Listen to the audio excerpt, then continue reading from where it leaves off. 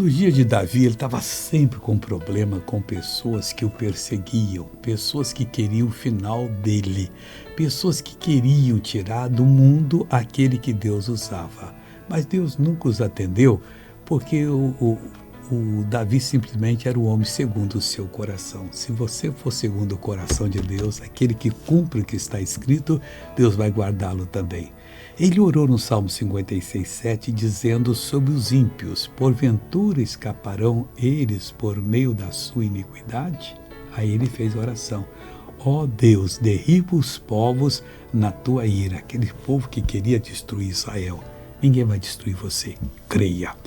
Vamos agora ver essa pessoa que tem um testemunho para dar. Eu sofri um acidente que hoje era para mim estar numa cadeira de roda. Quanto tempo foi esse acidente? 1 ano e pouco. Eu estava no fundo do poço. Diga para mim, só usava a muleta há quanto tempo? Com a muleta, eu estou de colete, porque eu sofri um acidente grande. Sem a muleta não andava? Não conseguia nem me abaixar e agora eu estou... Olha que coisa bonita, pessoal. Imita como é que você andava com ela. Assim. Filha de Deus, vai andando para casa agora, sem usá-la mais. Oh, glória a Deus. Vamos fazer oração. Pai, eu estendo a mão em favor de todo aquele que é perseguido.